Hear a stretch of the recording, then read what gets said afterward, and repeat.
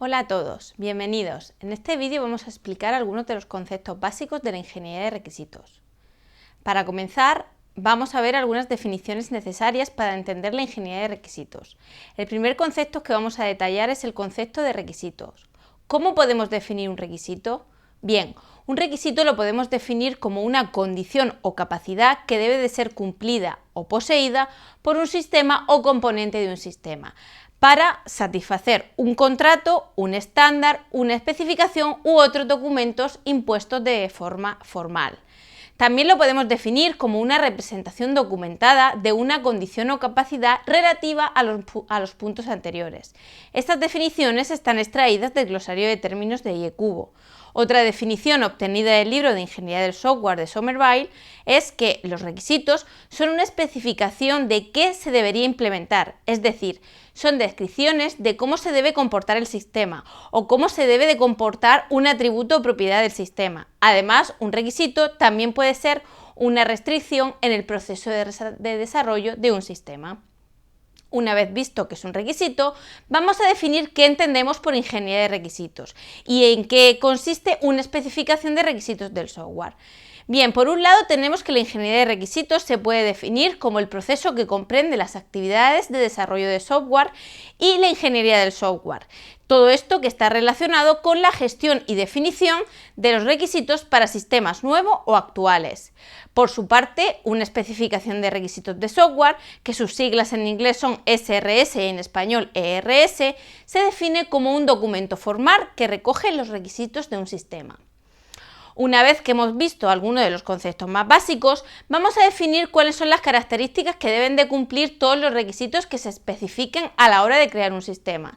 Según el estándar IEQ 830, los requisitos deben de ser correctos. Tanto el cliente como el desarrollador deben de revisarlos para asegurar que no tengan errores. Deben de ser consistentes. Dos requisitos son inconsistentes cuando es imposible satisfacerlos a la vez. Deben de estar completos. El conjunto de requisitos está completo si todos los estados posibles, cambios de estados, entradas, productos y restricciones están descritos en alguno de los requisitos. Deben de ser realistas. Hay que preguntarse si todos los requisitos se han sido revisados para asegurar que son posibles. Además, nos debemos de preguntar si cada requisito describe algo que es necesario para el cliente.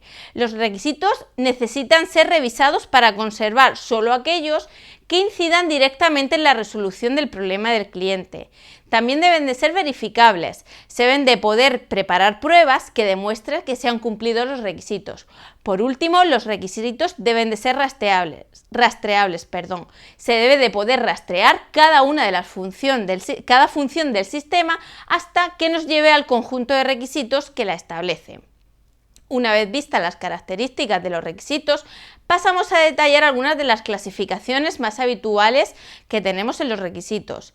Habitualmente los requisitos se dividen en requisitos funcionales y no funcionales. Los requisitos funcionales describen aquellas tareas que el software debe de llevar a cabo. Además describen cómo debe de reaccionar el sistema ante ciertas entradas y cómo debe de comportarse en situaciones determinadas. Con respecto a los requisitos no funcionales, lo que hacen es describir las restricciones que se deben de llevar a cabo sobre las funciones o servicios ofrecidos por el sistema. Un ejemplo de requisito funcional sería que el usuario debe de autenticarse en el sistema mediante su número de DNI. Y un ejemplo de requisito no funcional sería que el sistema debe de realizar 10 transacciones por segundo. Pero además de la clasificación en tipos de requisitos funcionales y no funcionales, tenemos que los requisitos no funcionales también se pueden dividir en más subgrupos. Así que tenemos que los requisitos no funcionales pueden ser de producto, del proceso o externos. Entre los de producto podemos tener requisitos de usabilidad, eficiencia, ejecución, espacio, portabilidad y fiabilidad. Por ejemplo, un requisito de portabilidad es que el sistema debe de ser ejecutable tanto en Windows como en Linux. Un ejemplo de requisito no funcional de fiabilidad podría ser que el sistema debe de realizar copias de seguridad todas las noches a las 23 horas. Con respecto a los requisitos no funcionales del proceso, tenemos que pueden ser de entrega, de implementación o estándares. Un ejemplo de este tipo de requisitos no funcional sería que se debe de seguir durante la implementación el proceso de calidad que marca el estándar ISO 9001. En este caso, el requisito sería no funcional del proceso y de tipo estándar. El último tipo de requisitos son los requisitos no funcionales de tipo externo. En este caso tenemos los tipos de interacción, ética, legislación, privacidad y seguridad. Un ejemplo de un requisito de este tipo sería que no debe demostrarse ni el teléfono ni la dirección del usuario. En este caso el requisito sería no funcional de tipo externo, de tipo privacidad. Además de esta clasificación que mostramos, tenemos otras muchas categorizaciones. Por ejemplo, las categorizaciones que se muestran en la diapositiva. Un ejemplo de taxonomía sería la que divide los requisitos en requisitos de usuario, requisitos de sistema y requisitos de software. Los requisitos de usuario suelen ser declaraciones en lenguaje natural y quizás tablas o diagramas de los servicios que el sistema nos va a proveer y de las restricciones en sus operaciones. Por ejemplo, un ejemplo de este tipo de requisitos sería que el software debe de proveer un medio de representar y acceder a los ficheros externos creados por otras herramientas. Por su parte, los requisitos de sistema se encuentran en un documento estructurado con las descripciones muy detalladas de las funciones, servicios y restricciones de las operaciones del sistema. Además, son la base de diseño del sistema, definen lo que debería de ser implementado. Un ejemplo de este tipo de requisitos sería: el usuario debe de poder elegir el tipo de fichero externo. Por último, los requisitos de software son declaraciones detalladas de diseño e implementación de software. Un ejemplo de este tipo de requisitos sería que los iconos de los tipos de fichero se van a ser de tipo PDF.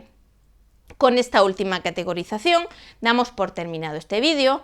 Os dejo la bibliografía por si se quiere ampliar información respecto a los conceptos que hemos avanzado. Por ahora esto es todo, muchas gracias y nos vemos en el próximo vídeo.